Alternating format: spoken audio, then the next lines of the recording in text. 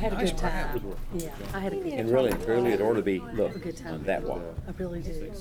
Yeah, no, I don't understand why it's over there. Tom, put it on that wall. Oh, we need a big clock. 6 o'clock. The clock on that wall. And I wanted to hear about it. Get two of them. Why don't we go ahead and call the meeting to order? And right on the stroke of 6 o'clock, it's, with the clock fixed, it's perfect time. You can't hang We it. can- No, it's All right. 7 now. It's seven now. 7. We're done. All right, for a moment of silence, and then ask Councilmember Lesby to lead us in the pledge. Shall we pledge? I pledge allegiance to the flag of the United States of America and to the republic for which it stands, one nation, under God, indivisible, with liberty and justice for all.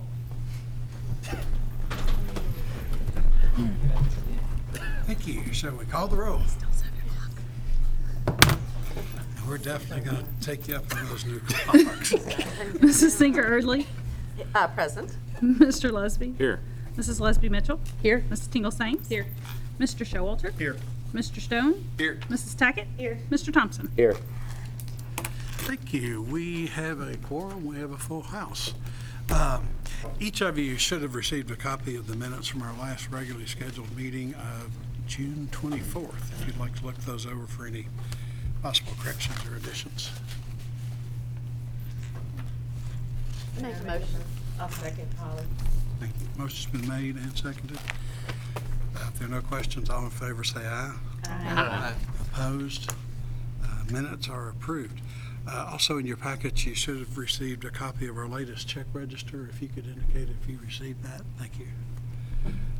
Next on our agenda is public comments. Andrew, could you see? I did not grab that sheet.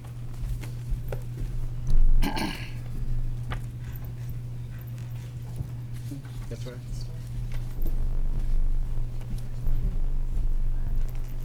Thank you. Okay, on the sign-in sheet is Mr. Stephen Price.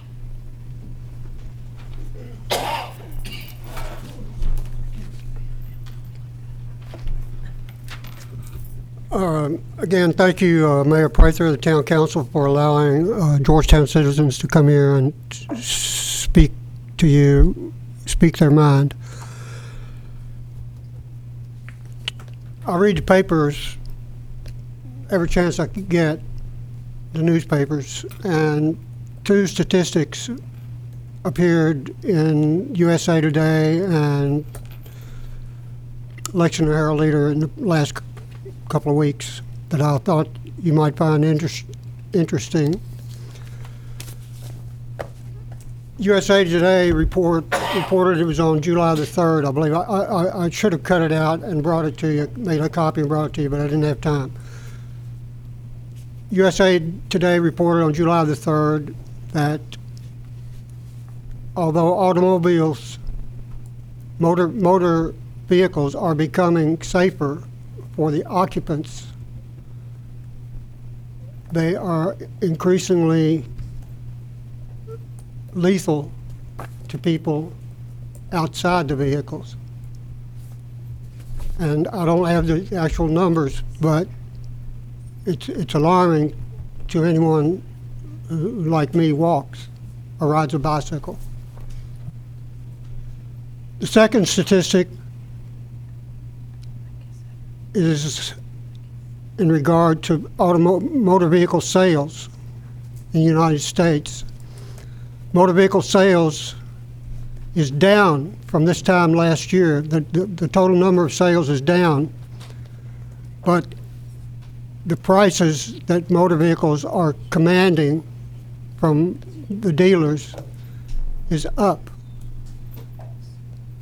which indicates that if the trend continues, only the wealthy will drive.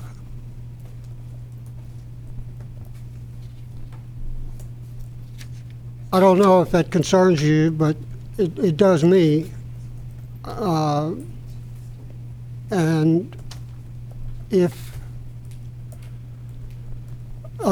Mayor President, I've heard you speak of what's called underemployment. What is underemployment as opposed to unemployment?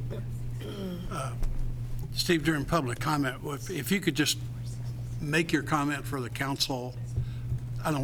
Okay, all right. What I'm getting at is that I know you've been quoted in the newspaper, Mayor Prather, about you expressed your concern about not having enough people to fill the jobs available. I think that's what they refer to as underemployment, correct? Well, I won't ask you, never mind. I'm sure that's what they refer to as underemployment.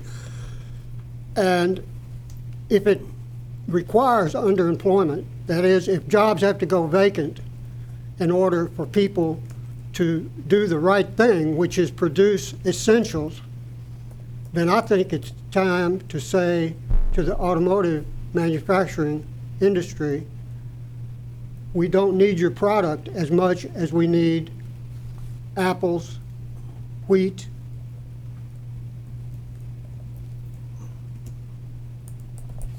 clothing, fiber for clothing, timber for houses. And in spite of the fact that they may have to reduce their output because of, in other words, if you encourage people to do the right thing, which is produce the essentials, automobiles are not at all essential. If you encourage people to do the right thing, which is produce at home, as close to home as possible, the essentials they need, then underemployment will be worse. And I think that calls into question the entire future for Georgetown in relation to motor manufacturing. Thank you. Thank you.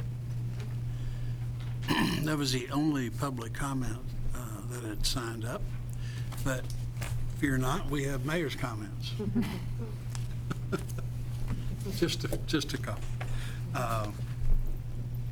As we've reported, East Main Street Extended is fully under construction now. Ran into Richard Hamilton at the chamber luncheon today, and Looking good. it's a big crew, and that will be done on time. We have not received word back yet on the emergency funding request that Eddie submitted on our behalf. But we will submit our build grant application on the 15th of this month. Everything will be ready. The Scott County Fiscal Court has agreed to match us in terms of the local funding required for it. So we will keep our fingers crossed. Again, that is to improve all 4.1 miles of Old Oxford Pike all the way to Newtown. It needs it. Also an 0.8 of a mile extension to Lexus Way to go from Cherry Blossom over to Old Oxford, and some planning efforts for Oxford, for Connector Road. Also, I saw a bunch of you out at different events. Great community 4th of July. It was hot, but it didn't rain for a big part of the day. Kiwanis Club did a great job with the parade, and I know a number of council members rode the fire truck, and that's always fun. Kiwanis Club also took care of the fireworks that night.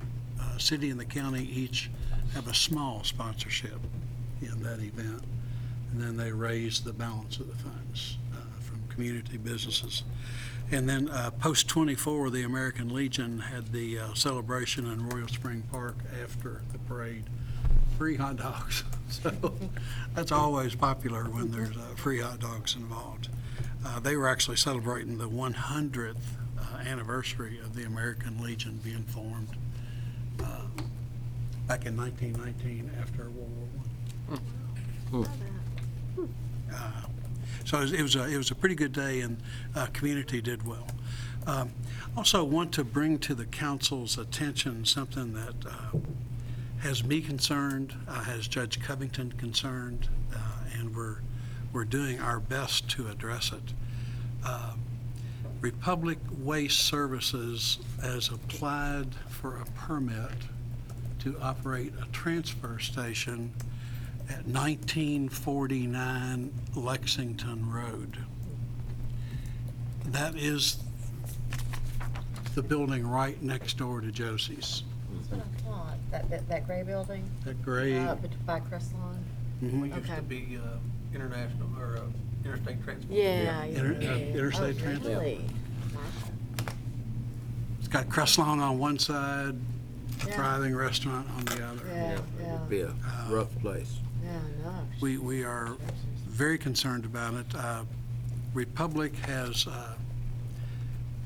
in the news graphic of July 6th, they published notice of their application for permit and a public hearing that will be held. Judge Covington and I agree that that's not the place we would like to see a transfer station for Scott County. Horrible. It is our southern entrance. It is our entrance for all the tourists from the horse park. It is the most beautiful entrance to our city. We have talked with Republic Waste Services and tried to explain to them as strongly as we could why this is not a good location. That we have had community expressions of value for the green belt for over 20 years. That's a closely held community value. And we think it flies in the face of that community value. Their response primarily has been to explain to us why this is a perfect location for their needs. And that frankly, it is zoned correctly, and there may not be anything we can do about it.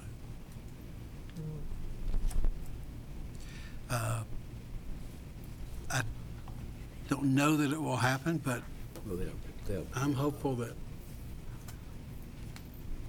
maybe public opinion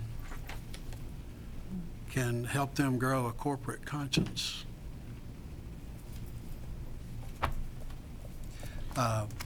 What they've said is they will help us explore other alternatives until they have exhausted all of those other alternatives. But they hold a contract to buy this land and they move forward with the permits necessary to have it used as a transfer station. Where do they stand with the landfill in general here? You know, the latest on that? I was going to follow up these comments, David, with just to say there's a lot of activity at the county level with landfill deliberations. You know, they're in the middle of evaluating proposals that they received. They went through an RFP process a couple of weeks ago, and they're evaluating the responses they got from those. Those RFPs did not have prices with them. They only were statements of, did a particular solid waste company have the capacity to handle Scott County's and Georgetown's, by extension, total solid waste stream? And there were 3 responders that said that responded to the RFP.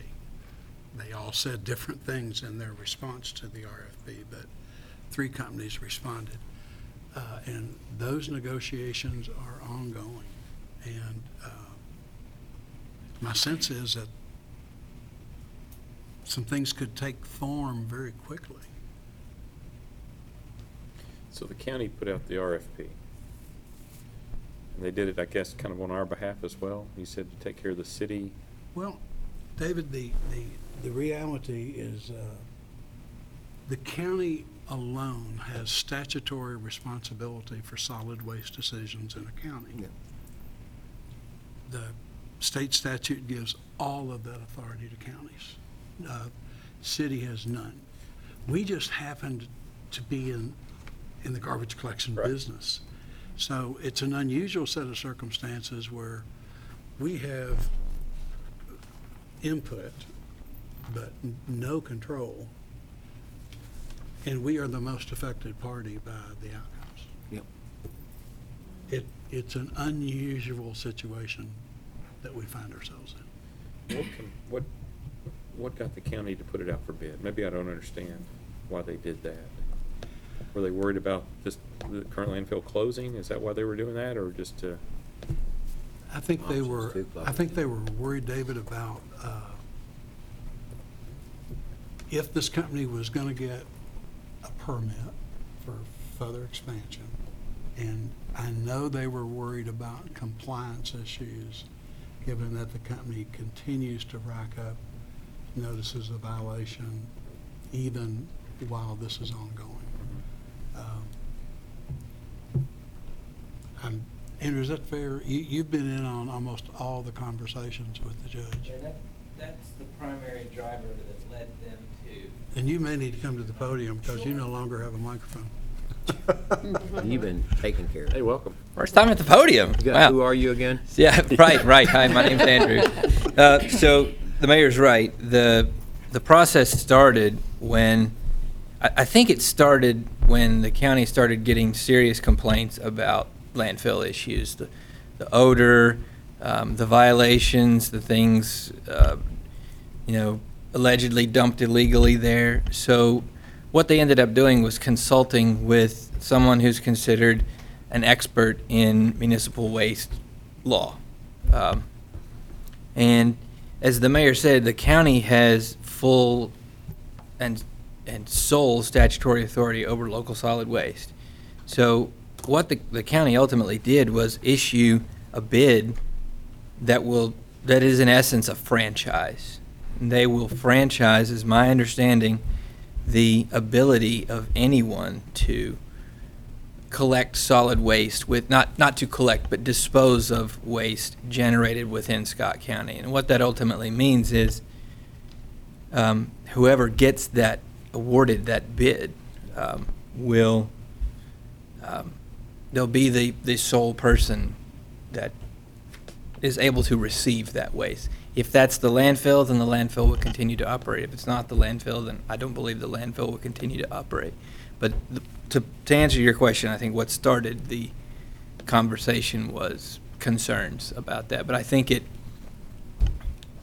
what they realized is that is the legal process that is available to them to solve the issues that they perceived. I'm sure it's pretty complex and probably more than we can get into tonight, but Are you saying, We, I was gonna say, is he saying in essence they could close the landfill down? Is that what it is? Today, as we understand it, the landfill has about 1.5 years of capacity left. Right.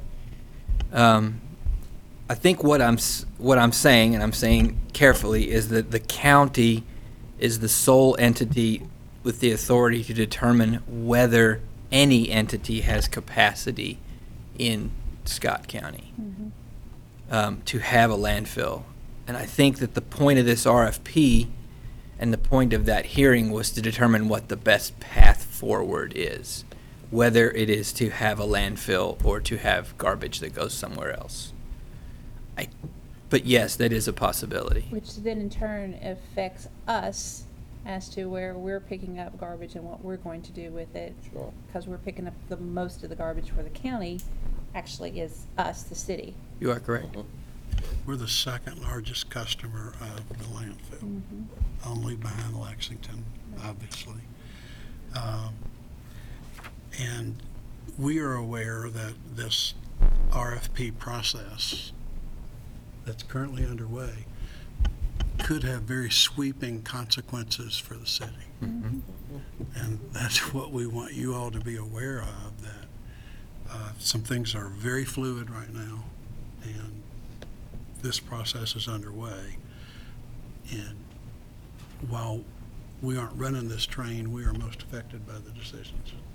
So the transfer station would be set up where trucks would come into this location, Yes. dump it, and then it would be taken to the landfill in Scott County. Or wherever. For example, the Republic transfer station, all transfer stations operate pretty much the same.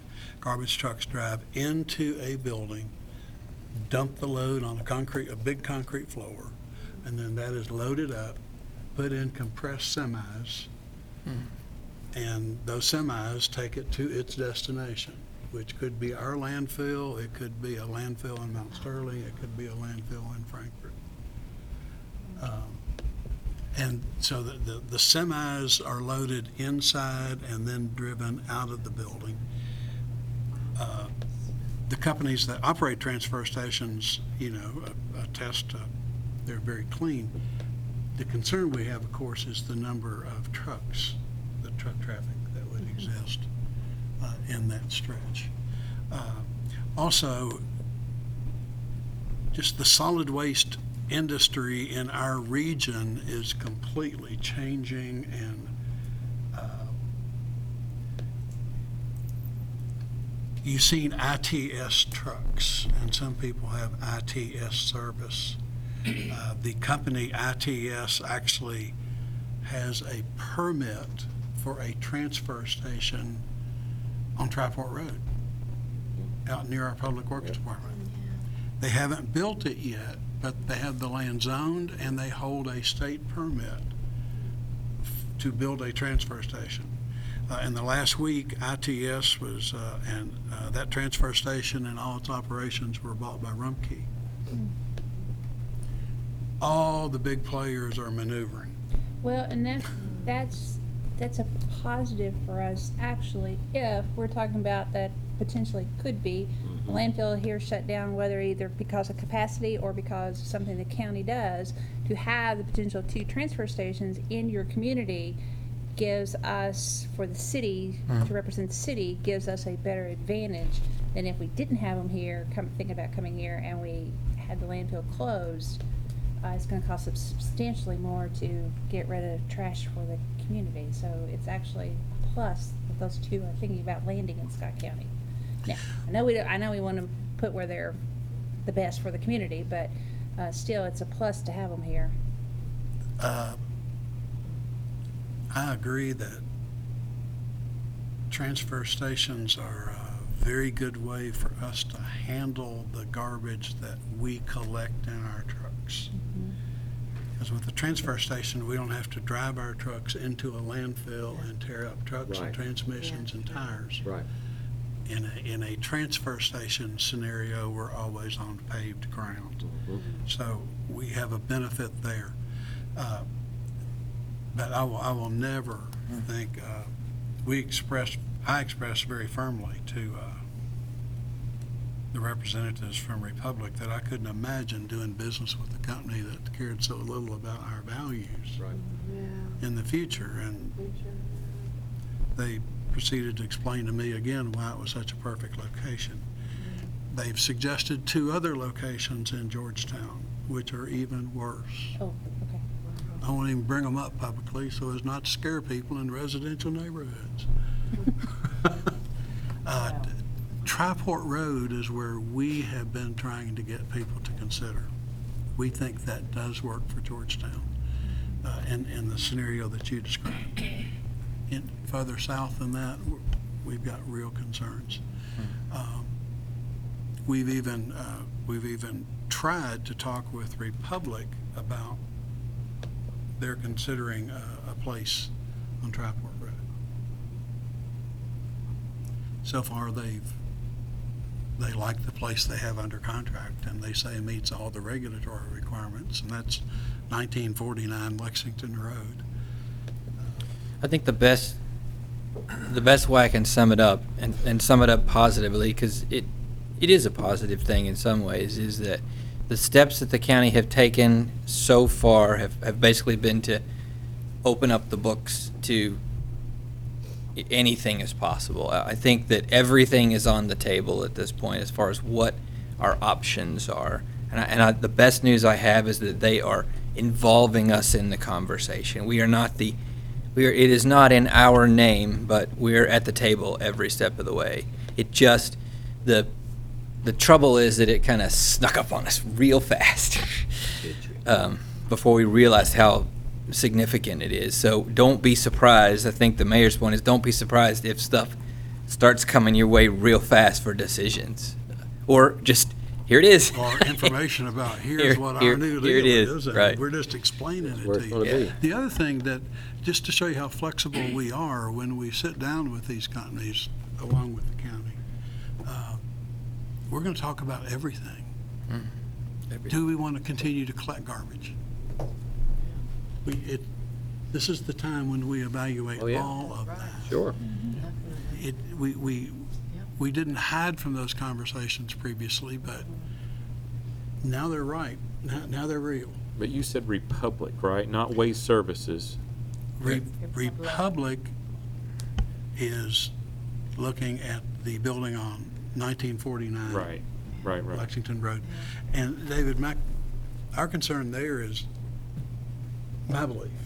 Yeah. Nobody's told me this. But I think Republic Waste Services wants to move forward with that, whether they get Scott County, Georgetown business or not. Because they'll pick all the Fayette coming in. Well, They they can got take the northern interstate. Fayette County, they have a 64, landfill, their Benson Valley landfill is down 64. Yeah. I don't know that they care what we think about that. I guess And sewer. that's a separate company. Yeah. Rumpke's activities with buying ITS and having access to a permitted Scott County location now, Andrew's skeptical whether that's going to survive the county's effort to put in place a landfill siting ordinance. Republic is playing hardball enough, David, to where when the county had first reading of their solid waste facility siting ordinance, Republic and their attorneys were in the audience. Before they had second reading, the judge was provided with a copy of a circuit court case from another Kentucky county where a county had tried a similar ordinance and it had not been upheld in the local circuit court. And they threatened the Scott County magistrates with similar action and suing them for damages. So that's what our peers across the street are going through. This is raw knuckle. Rumpke buying a presence that can be a part here. And obviously Waste Services of the Bluegrass doesn't intend to go anywhere. So what about sewer availability? Wouldn't they need sewer availability? I mean, the trucks have a lot of liquid on them when they come in, I would think. I know our trucks do. I would assume that the only How would thing they they- would really need sewer for was the bathrooms, because they probably haul away the leachate, You think? if I had to guess. Probably have Unless they what could collect and pump. I Okay. don't know.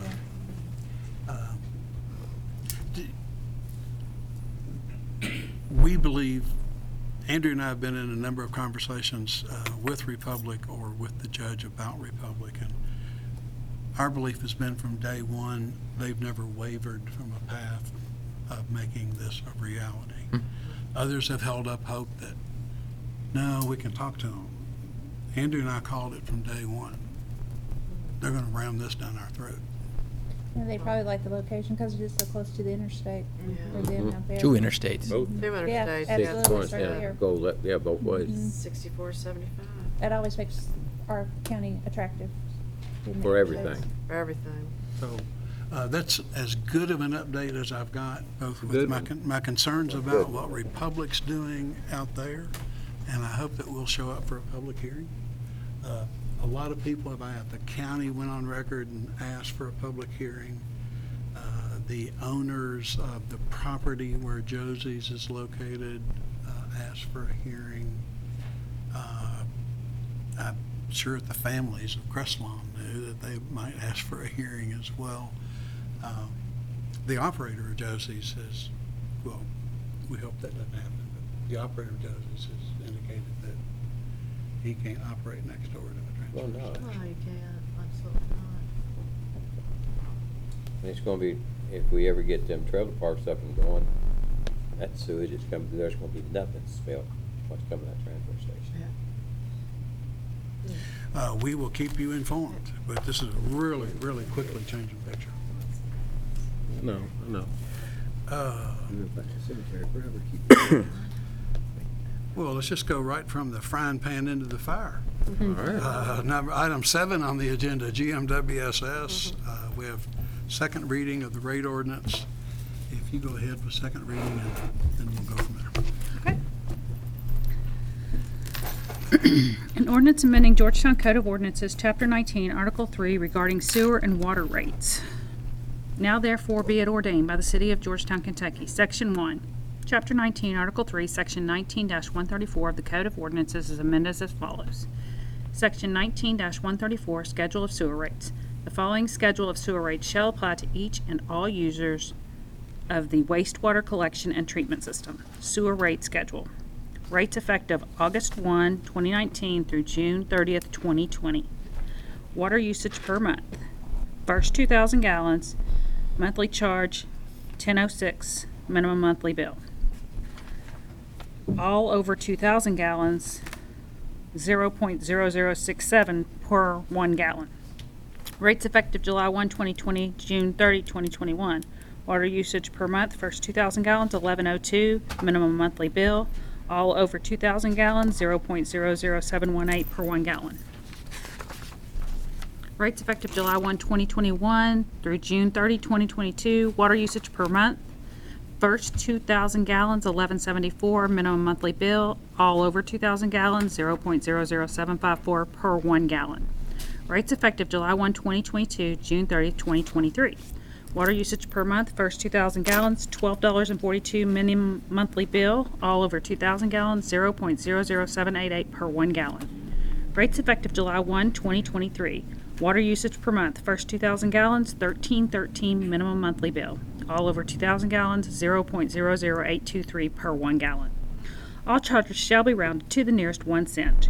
Rate changes occurring in the middle of a billing cycle shall be effective at the beginning of the next billing cycle. For residential, commercial, and industrial users, monthly sewer user charge will be based on actual water usage. If a residential, commercial, industrial user has a consumptive use of water or in some other manner uses water which is not discharged into the wastewater collection system, the sewer user charge for that user may be based on readings from wastewater meters or separate wastewater meters installed and maintained at the user's expense and approved by GMWSS. Sewer connection fees shall be $1,500 per residential unit. Commercial and industrial sewer connection fees shall be based on the number of equivalent residential units, ERUs, based upon 4,500 gallons per month average usage per residential unit. The sewer connection fee per ERU shall be $1,500.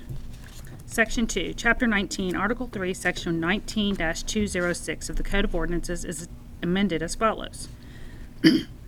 Section 19-206, Determination of Rates. The rates for the use of water shall be fixed from time to time by the GMWSS Board of Commissioners, subject to the approval of the Council, and the Board of Commissioners shall provide rules for the management and operation of the water and sanitary sewer system and the collection of all bills and water and sanitary sewer charges. B. The monthly rates and charges for water service to each customer shall be set as forth in the following schedule.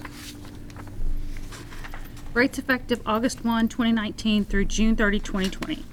First 2,000 gallons, $10.94 minimum monthly bill. All over 2,000 gallons, 0.006 per 1 gallon. Rates effective July 1, 2020, June 30, 2021.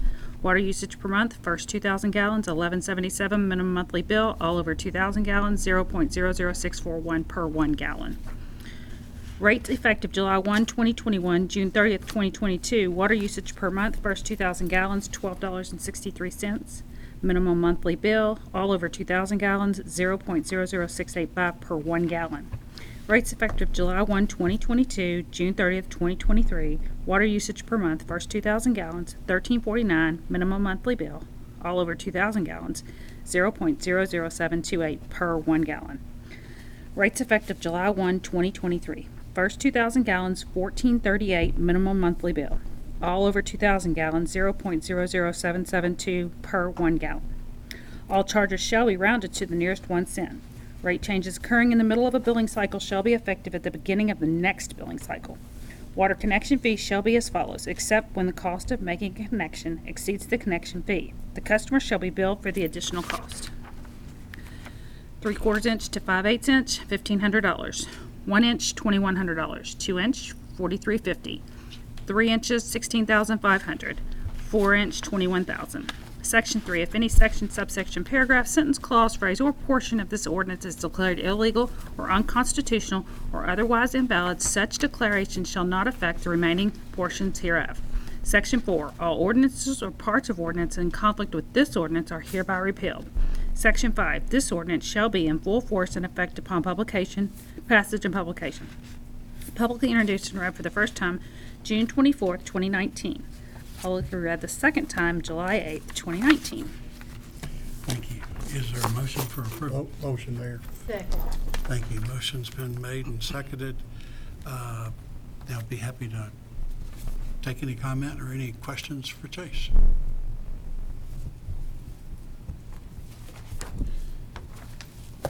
Mayor, I'll make a quick comment. I mean, I don't, it's a big issue, and it's one of the biggest percentages we've probably ever faced, and it's significant, there's no doubt. And I know you and your staff and your board have put an enormous amount of time and energy. You've brought in consultants, you did a critical needs assessment, and probably others that I may not even be aware of, but I have had the opportunity to speak to 3 of your board members, in addition to meeting with you and Connie in the presentation that you made to us, the Finance Committee, and of course you repeated that here before the whole council. And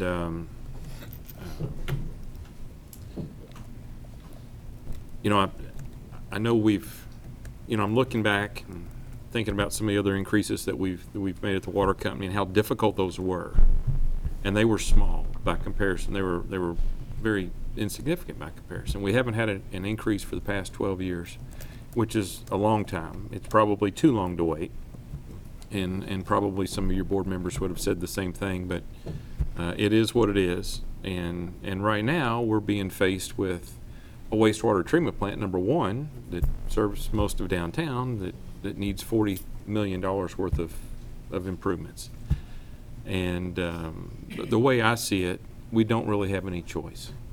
And I feel like it's just it's the thing that we have to do. And Mayor, I appreciate you. You were on the fiscal court, and the fiscal court contributed many millions of dollars towards the infrastructure of the water company, and that helped the water company and it helped the city. And I know the water lines that you all ran were roughly $15 million worth of water lines. That's huge. And some of us were involved with the council when we ran the sewer line to Sadieville, and that was a big deal. And you all contributed $500,000 at that time. Stamping Ground kind of got in a little bit of trouble, and they needed to be bailed out. And GMWSS was willing to take over Stamping Ground, and the county stepped up, paid off the debt, somewhere between $400,000 and $500,000. The water company and the community needed a connection to Frankfurt as an alternative water source. And you all came to the table and contributed along with the city. And what that did, that prevented the water company from having to raise rates at that time and do a bond issue. So I appreciate you and the fiscal court and everything that the county did to try to help the water company, and in return help the city and certainly all the businesses and the residents here in Georgetown.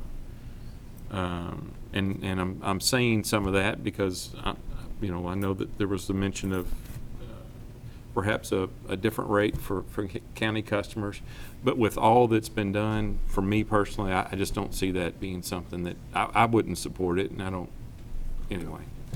I know this was difficult. Again, I know you all put an enormous amount of time and effort into it, and I just wanted to say that I support it. As challenging as it is, it's something that this community, we have to do. We don't have a choice but to make these improvements, and they're going to cost some money. And you in your presentation, you said that over the past 12 years that you all have experienced, I think it was a 68% cost increase. Correct. In terms of your chemicals and utilities and other things that you all need in order to operate the water company. And it's just where we are. So. Thank you for your comments, David. The other thing that gives me confidence about asking the council to take this step is knowing how hard the water company, the Water Board of Commissioners worked on building the business case to justify what's been presented. It was an extreme exercise of building that business case. And for the first time, to know that as we approve this rate schedule, we're putting in place an actual 5-year plan of improvements with the understanding that we'll have another 5-year plan of improvements. And we won't find ourselves in a situation where we're having to do this much catch-up. And that's an added benefit. I think the council just waited too long, and the water company also didn't make a improvement on the rates for the water company. We just, a long time, 12 years is a long time, and especially as much stuff has gone up, your chemicals and so forth, all the lines you put in, and more manpower, and you still ran about what you were doing. And I know it had to be tough. Believe me, we know. It's hard not to change things. Yeah. You have to do it. Let me get council comments first, Steve. Any other council members have a comment? I'll say something. Yes, ma'am. I have to agree with what David and Marvin said. You know, it's hard because you never really want to raise rates, but when you haven't raised them for so long and when your cost of business has gone up that much, and usually in business, you know, they tell you to raise your rate every year, you know, adjust your rates incrementally. So that's what's so hard when you don't do it, is when you do it, it seems like, you know, such a jump. But I mean, you all have worked so hard. I've never seen anyone work as hard as you all have in putting the presentation together and giving us 3 different options, you know. So thank you for doing all that. Thank you.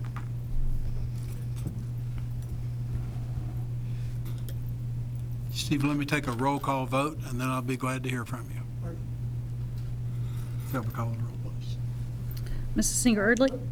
Excuse me, Mayor President, what I was going to say should have before the roll call vote. Okay, come right up to the podium, Steve. So, Please, come up to the podium then. okay, I said 10 words. You do have a choice. Roof, water, off of every structure in Georgetown. Thank you. Shall we call the roll? Mrs. Singer Erdley? Yes. Mr. Lesby? Yes. Mrs. Lesby Mitchell? Yes. Mrs. Tingle Sames? No, but not because I'm going to drink my roof water. Mr. Showalter? Yes. Mr. Stone? Yes. Mrs. Tackett? Yes. Mr. Thompson? Yes. Chase, thank you very much. Thank you. Appreciate all the work you've done. Appreciate it. In case your attorney's here, but not your board, if you could express to your board I will. appreciation for their work. I just pass that credit on to Alan and Sean, the team that we've had that have worked on this. Good. And item B under GMWSS is second reading of the It's not fiscal really year budget. reading, we're just approving. We're just approving. Budget. Scenario 3, which was the It's the budget that's based on Based scenario on The 3. budget based on the scenario rates we three. just approved. Was that a motion? I'll make a motion. Thank I'll you. second it, Mayor. Hang on a second, thank you. All in favor say aye. Aye. Opposed? That doesn't require ordinance, does it? So I can roll call. Okay. Thank you very much. Appreciate it. With council's permission, I'd like to change the order of some things we have under city attorney. Yes. If I could drop all the way down to item E on the agenda, it's a relatively inexpensive transaction that Mr. Johnson would probably appreciate if he didn't sit through the rest of our meeting. Greg, do you want to come forward?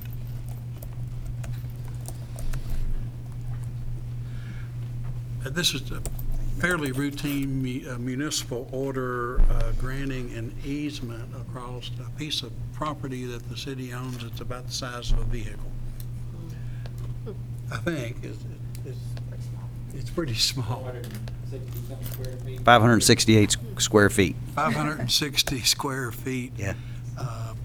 The deal that Andrew and Mr. Johnson have worked out is to They worked out some value. It's a whopping $500 for the cost of the easement. But what's important to the city is there will be a road over this easement, and Mr. Johnson's agreed to perpetually maintain that little bit of road, so we don't take on that responsibility.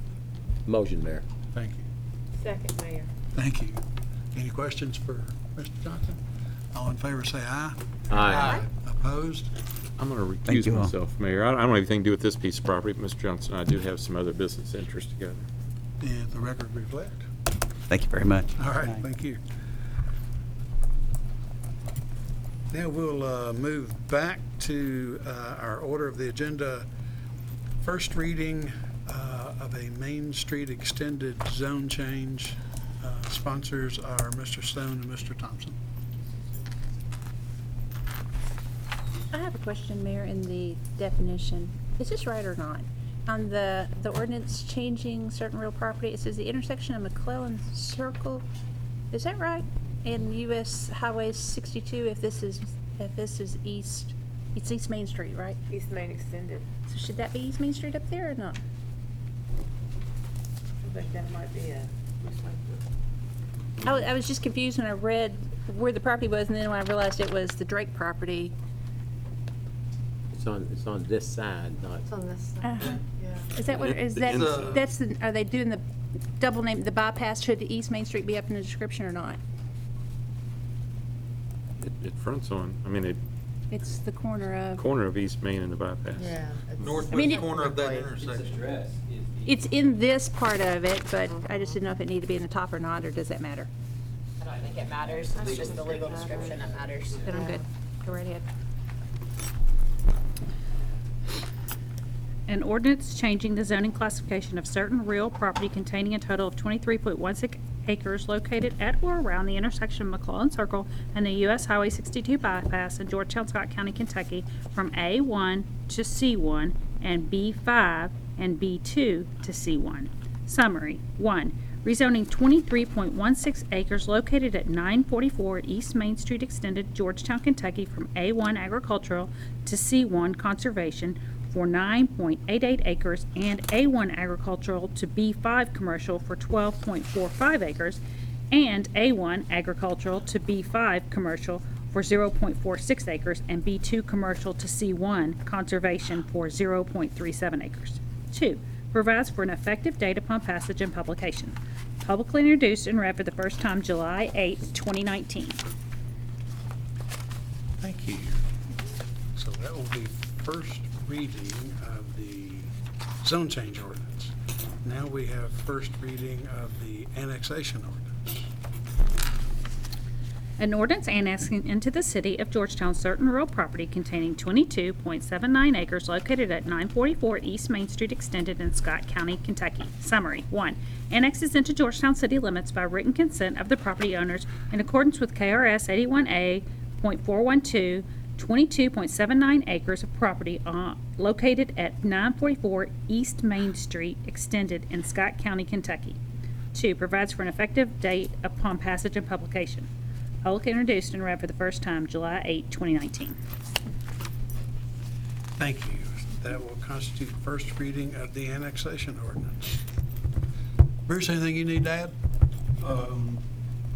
Just that, I guess, when you read have the second readings, reverse the order, do the annexation first. We'd be glad to. Otherwise, no tough questions. Thank you, Bruce. Thank you. Yes, sir. Item C under city attorney is first reading of unmanned aircraft systems ordinance. Sponsors, Ms. Early and Mr. Lesby. Ready?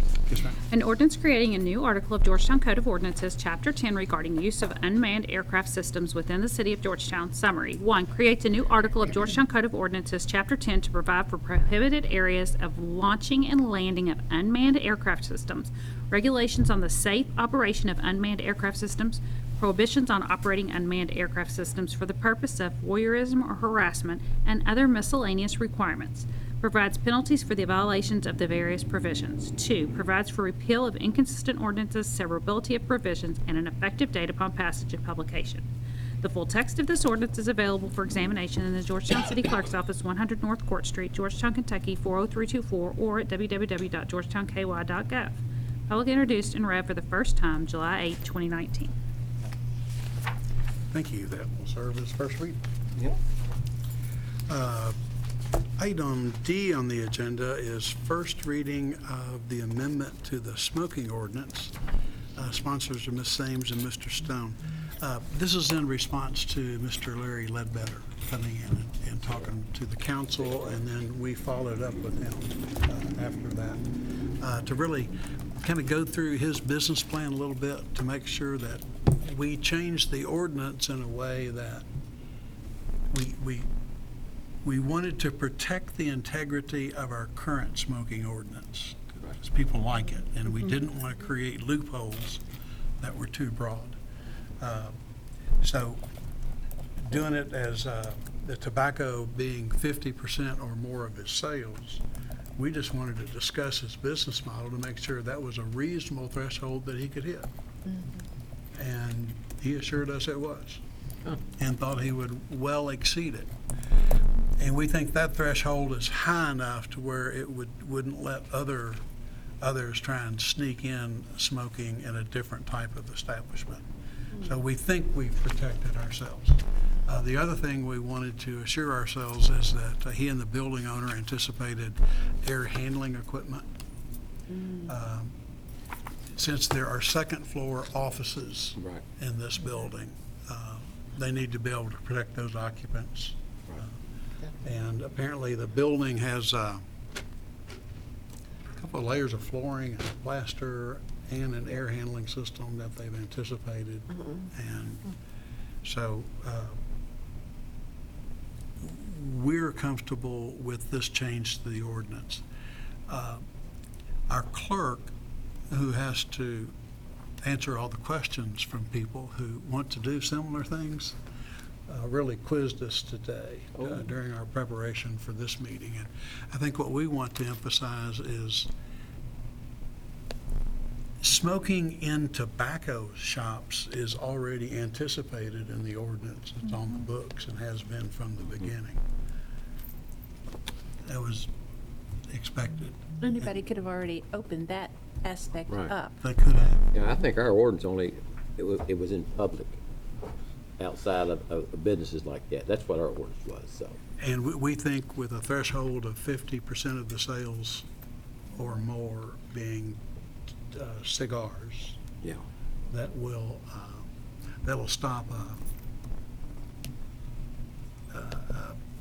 a beer joint that wants to let smoking in there because their tobacco sales won't be a high enough threshold No way, no way. to meet this new ordinance. So we think it's a safe way to proceed. I think so. Okay. If you could do first reading of that. It took us a while to get to this understanding of something that simple. An ordinance amending Georgetown Code of Ordinances, Chapter 8.5, Article 2, regarding smoking in public places. Summary. 1. Amend Section 8.5-32 of the Georgetown Code of Ordinances to provide a revised definition of retail tobacco store. 2. Provides for repeal of inconsistent ordinances, severability of provisions, and effective date upon passage and publication. The full text of this ordinance is available for examination in the Georgetown City Clerk's Office, 100 North Court Street, Georgetown, Kentucky, 40324, or at www.georgetownky.gov. Publicly introduced and read for the first time July 8, 2019. Thank you. Can I ask a quick question? I didn't see anything about vaping. Is that going to be a different Yeah, we subject? determined that these subjects are so different that, Okay. you know, some folks who might want to vote yes on this issue wouldn't necessarily on the vape subject, but glad to bring another amendment Okay, and for a separate vote soon if you want to approach that subject. yeah. Did not forget your request. Okay. And boy, the pictures of people having their jaws blown off and things are pretty severe. You know, when I saw it in the hospital, that's when it really kind of hit me. Yeah.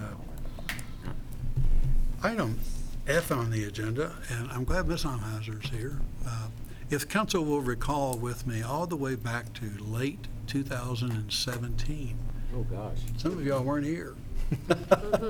However, we undertook a whole, we had 3 or 4 different small annexation and zone change ordinances that we did all together. One of those, we finished the annexation ordinance, but I don't think we finished the zoning ordinance. For some reason, it got uncoupled from the other actions. So what I'm bringing you to here tonight is first reading of a zoning ordinance that I think you really first had in 2017. But we're going to go back and have first reading, undertake the entire ordinance process again, and pass it correctly for the record. An ordinance changing the zoning classification of certain real property containing 5.001 acres located at 167 Industry Road in Georgetown, Scott County, Kentucky from A1 to I1. Summary. Amends the official Georgetown, Scott County zoning map to show a change in the zoning classification for certain real property consisting of a total of 5.001 acres located at 167 Industry Road in the city of Georgetown, Scott County, Kentucky from A1 agricultural to I1 light industrial, which amendment is contingent upon the passage of the ordinance annexing the property into the city limits, provides for severability, repeal of inconsistent ordinances, and an effective date upon passage and publication.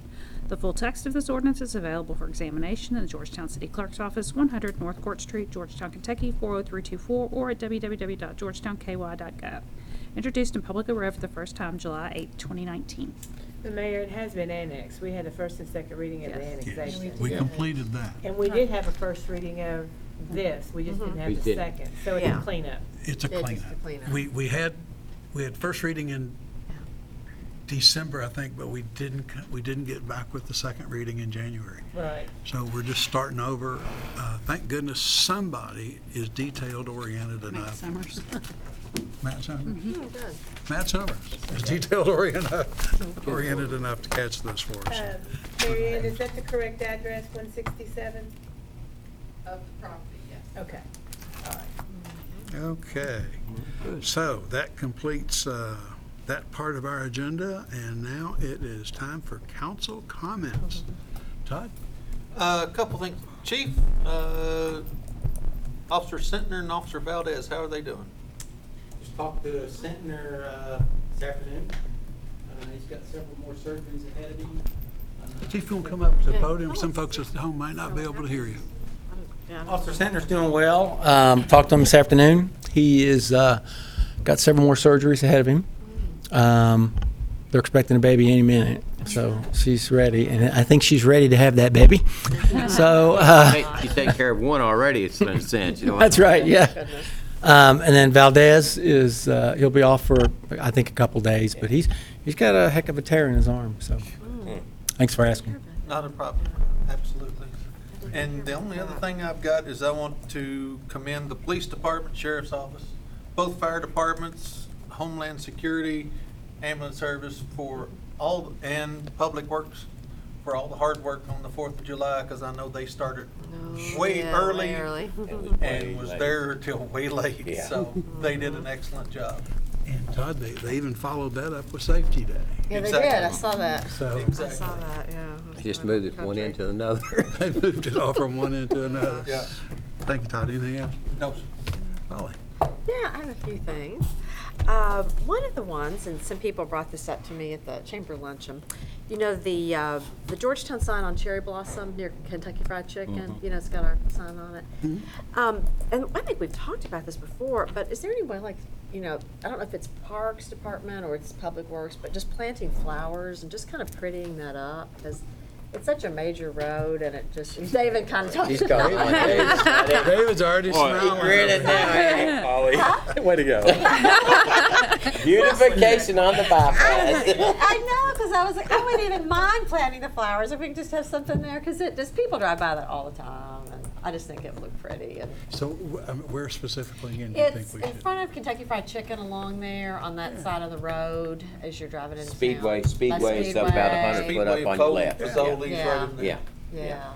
It's right after you get off the interstate. Yeah, Kind it's of right there. Welcome to Georgetown. Yeah, it's right there. It's a welcome to Georgetown thing, so Yeah. I just think, yeah, and even by, our Georgetown thing across from Wendy's with those. You feel good now, don't you, David? Yeah. Yeah. I got a number 2 to that. All right. Even, by the Georgetown thing on the corner, where the Georgetown's written in the, the letters. Yeah. We a little something else there, I think, so.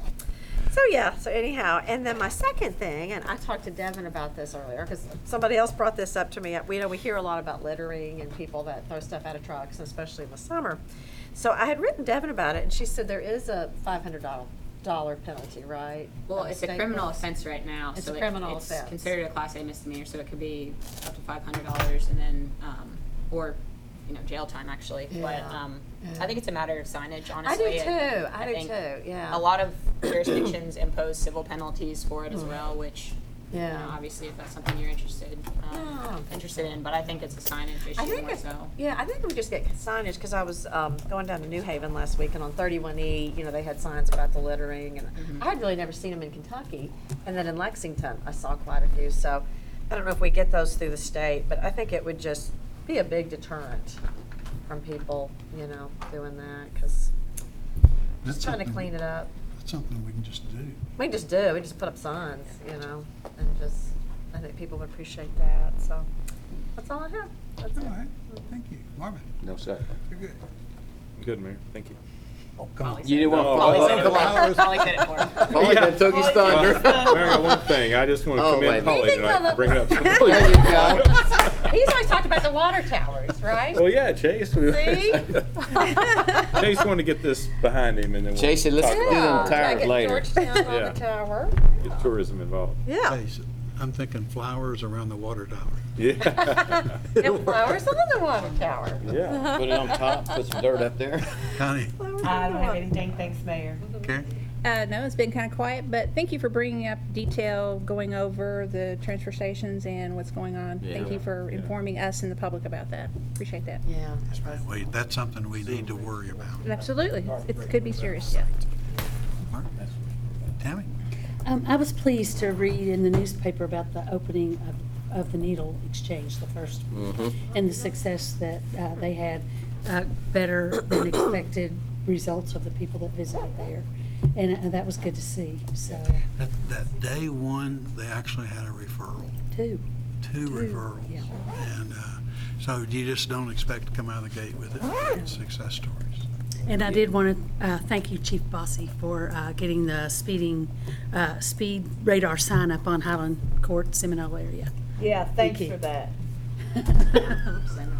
Well, hey, Has it worked?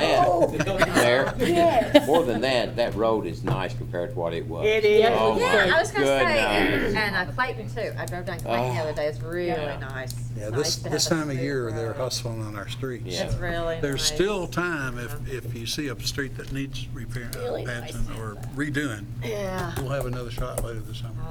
Really well done. It looks good. Anything else, Tammy? Nope, that's it. If there's nothing else to come before the council, we will stand adjourned. So what happened?